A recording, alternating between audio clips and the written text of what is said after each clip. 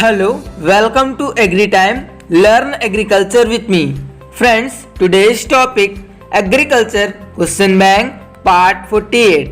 Friends, इससे पहले हमने एग्रीकल्चर क्वेश्चन बैंक के 47 पार्ट्स बना लिए हैं. अगर आपने उसे वॉच नहीं किया है तो वीडियो के डिस्क्रिप्शन बॉक्स में लिंक मिल जाएगा, वहां से आप सारे पार्ट एक एक करके देख सकते हैं.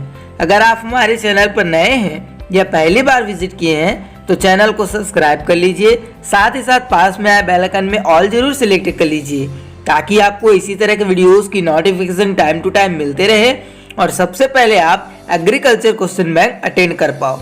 चलिए आज के एग्रीकल्चर क्वेश्चन बैंक का फर्स्ट क्वेश्चन देखते हैं और ये रहा आपके स्क्रीन पर फर्स्ट क्वेश्चन कि गन्ने की फसल के लिए नाइट्रोजन की प्रति हेक्टेयर औसत आवश्यकता कितनी होती है. और ऑप्शन में दिए यहाँ पर 125 से 150 केजी, 200 से 225 केजी, 300 से 320 केजी और 100 से 120 केजी. तो बतलाइए ग्रीन्स, मैं आपको 10 सेकेंड का टाइम दे रहा हूँ. राइट आंसर क्या होगा क्विज 1 का.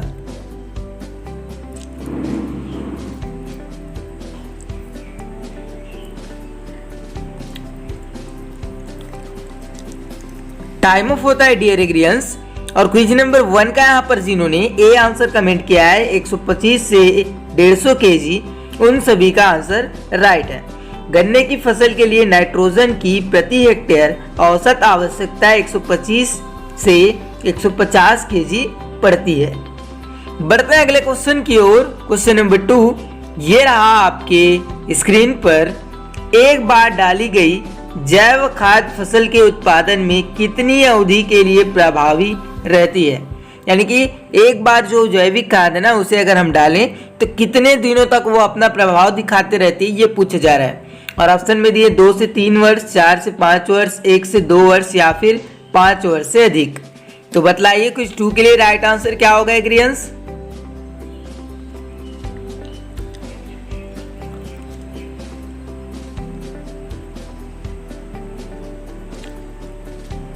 टाइम ऑफ होता है डियर एग्रियंस.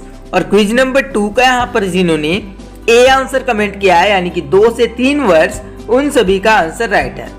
अगर जैव उर्वरक या जैव खाद हम डालें फसलों में तो वो अपना प्रभाव 2 से 3 वर्ष तक की अवधि तक दिखाता है. ठीक है, चलिए बढ़ते हैं अगले क्वेश्चन की ओर. क्वेश्चन नंबर 3 ये रहा आपके स्क्रीन पर. किसी मौसम में फसलों का औसत उत्पादन मुख्यतः किस कारण से कम हो जाता है. कोई भी मौसम है उसमें फसलों का जो औसत उत्पादन है ना वो मुख्यतः किस कारण से कम हो जाता है. बलुई मिट्टी के कारण, मौसम निष्ठ परिवर्तन के कारण, कम वर्षा व असमान वितरण के कारण या फिर उपरोक्त में से कोई नहीं. तो बतलाइए ग्रियंस क्विज 3 के लिए राइट आंसर क्या होगा.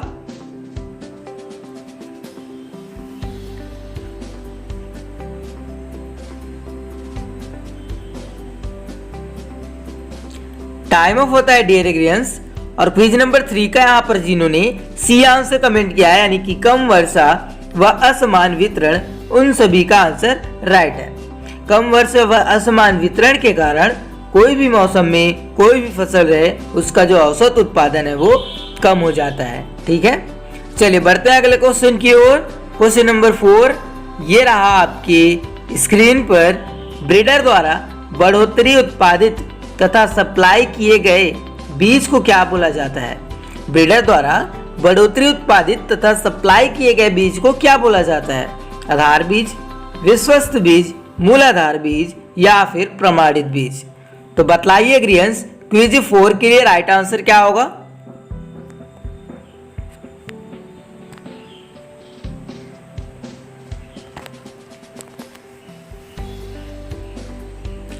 टाइम ऑफ होता है डियर एग्रियंस.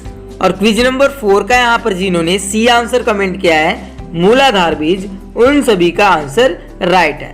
ब्रीडर द्वारा बढ़ोतरी उत्पादित तथा सप्लाई किए गए बीज को हम मूलाधार बीज कहते हैं. बढ़ते हैं अगले क्वेश्चन की ओर. क्वेश्चन नंबर 5 ये रहा आपके स्क्रीन पर कि फसलों में उर्वरक के पोषण की अधिकतम दक्षता प्राप्त करने के लिए इसे में क्या डाला जाता है, इसे कैसे डाला जाता है. फसलों में उर्वरक के पोषण की अधिकतम दक्षता बढ़ाने के लिए या अधिकतम दक्षता प्राप्त करने के लिए इसे हम किस प्रकार डालें, ये पूछा जा रहा है। और ऑप्शन में दिए बिखेर कर, बीज तथा उर्वरक को मिलाकर ड्रिल द्वारा, बीज सह उर्वरक ड्रिल मशीन द्वारा, या फिर उपरोक्त में से कोई नहीं। तो बतलाइए एग्रीएंस क्विज 5 के लिए राइट आंसर क्या होगा।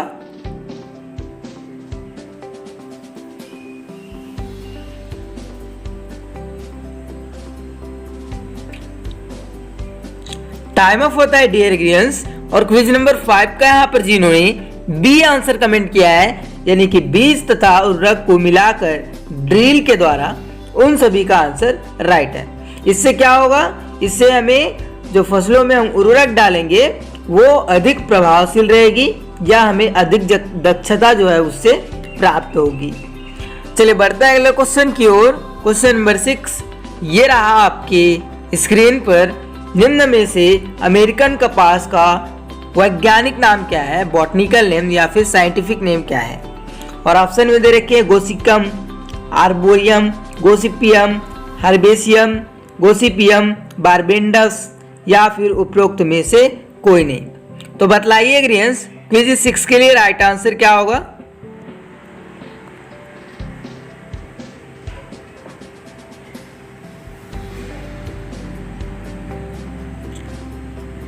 टाइम ऑफ होता है डियर एग्रीएंस। और क्विज नंबर 6 का यहाँ पर जिन्होंने सी आंसर कमेंट किया है, गोसिपियम बारबेडेंस, उन सभी का आंसर राइट है। ये कपास की, अमेरिकन कपास की क्या है, वैज्ञानिक नाम है या फिर बॉटनिकल नेम है, साइंटिफिक नेम है। ठीक है, चलिए बढ़ते हैं अगले क्वेश्चन की ओर। क्वेश्चन नंबर 7 ये रहा आपके स्क्रीन पर। एट्राजिन शाकनाशी कौन सी फसल में खरपतवार नियंत्रण के लिए उपयुक्त है, सही है। और ऑप्शन में दिए कपास, सोयाबीन, उड़द या फिर मक्का। इंपॉर्टेंट क्वेश्चन है, ठीक है। क्विज नंबर 7 का बताइए राइट आंसर क्या होगा।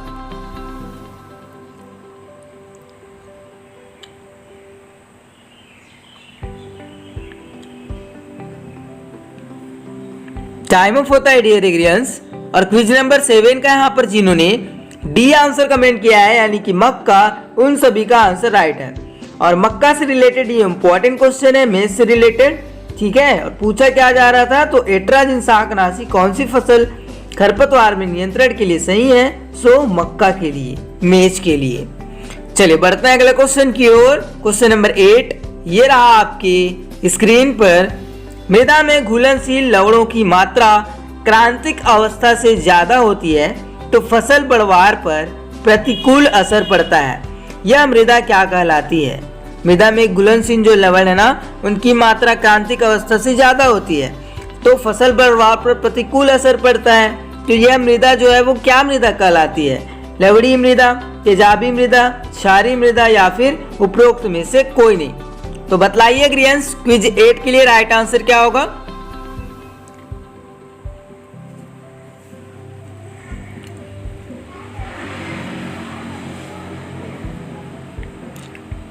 टाइम ऑफ होता है डियर एग्रीएंस।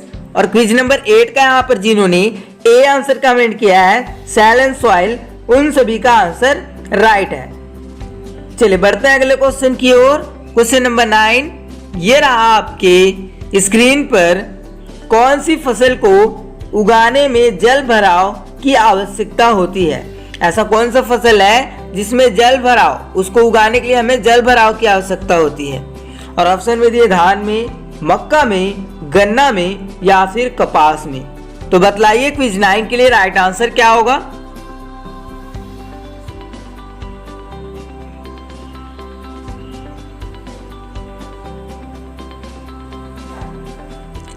टाइम ऑफ होता है डियर एग्रीएंस। और क्विज नंबर 9 का यहाँ पर जिन्होंने ए आंसर कमेंट किया है, यानी कि धान, पैडी में, उन सभी का आंसर राइट है। जो धान की फसल है इसको उगाने में हमें जल भराव की आवश्यकता होती है। चलिए बढ़ते हैं अगले क्वेश्चन की ओर। क्वेश्चन नंबर 10 ये रहा आपके स्क्रीन पर। निम्न में से कौन सी फसल कम तापमान से सबसे अधिक प्रभावित होती है इन ऑप्शनों में से। और ऑप्शन में दिए गेहूं, जौ, चना या फिर सरसों। तो बतलाइए इन ऑप्शनों में से ऐसा कौन सा फसल है जो कम तापमान में सबसे अधिक प्रभावित होता है।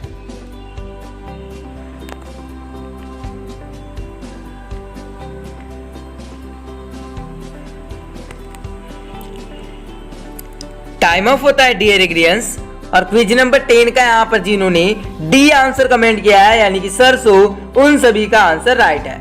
जो सरसों की फसल है ये कम तापमान में सबसे अधिक प्रभावित होती है। सो सभी याद रखिएगा। So dear aspirants, thanks for watching. Video पसंद आई तो वीडियो को लाइक करें, शेयर करें अपने फ्रेंड्स के पास, कमेंट करें वीडियो कैसा लगा। चैनल पर नए हैं तो चैनल को सब्सक्राइब जरूर करें।